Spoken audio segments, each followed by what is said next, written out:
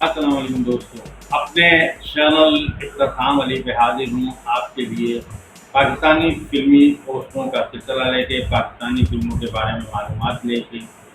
आज की अपनी इस वीडियो में हम बात करेंगे living legendary actor Asif Khan की फिल्मों के बारे में। बहुत खूबसूरत अदाकार हैं आसिफ खान, बहुत अच्छी अदाकारी करते हैं।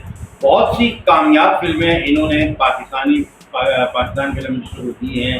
हम इन्हीं की फिल्मों का जिक्र करेंगे अपनी इस वीडियो में। आसिफ खान की एक खूबसूरत फिल्म क़यामत रंगीन थी और ये फिल्म उर्दू ज़बान में बनाई गई थी। फिल्म 22 दिसंबर 1978 को पाकिस्तानी सिनेमाघरों में नुमाइश के लिए पेश की गई। इस फिल्म के हदायतकार नईम यूसुफ थे, फिल्मसाज एस.एम. इलाही थे। फिल्म की मौसीकी खलील अहमद साहब ने दी थी। इस फिल्म के सितारों में शामिल थे आसिफ खान, गुलाम मोइनुद्दीन, रोजीना इशरत चौधरी, फेरोज खान, महफूज अख्तर, रेहान और नन्ना।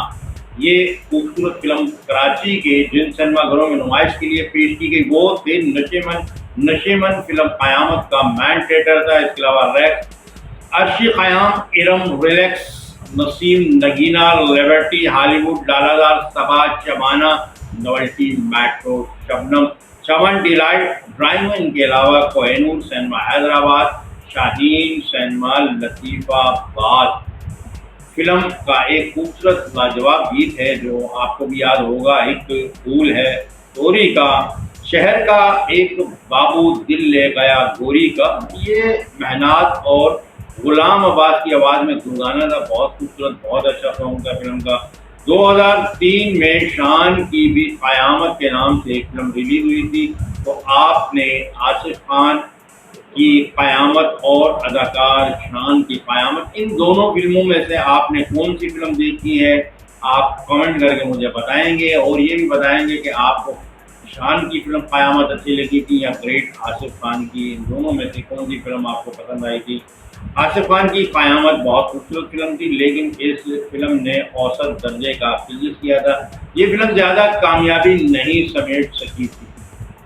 आसिफ खान की फिल्म इंतकाम के शोले रंगीन थी, उर्दू ज़बान की थी और फिल्म 2 दिसंबर 1976 को पाकिस्तानी सिनेमाघरों में रिलीज़ की गई। ईद उल अजहा के दिन इस फिल्म को सिनेमाघरों में नुमाइश के लिए पेश किया गया था। इस फिल्म के हदायतकार इकबाल अख्तर थे, फिल्मसाज थे शफीक काजी और इकबाल अख्तर। फिल्म की मौसीकी करीम शहाबुद्दीन साहब ने दी थी।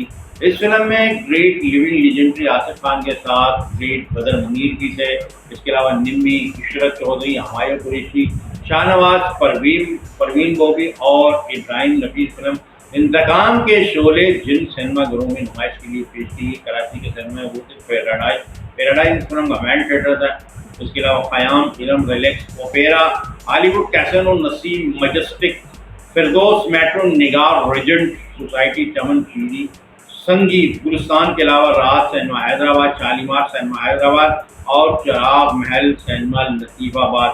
फिल्म इंतकाम के शोले एक आमियाना मेयार की फिल्म है। आप इस फिल्म को सिर्फ एक बार देख सकते हैं। इस फिल्म का पश्तो वर्जन द इंतकाम लंबे के नाम से बनाया गया था।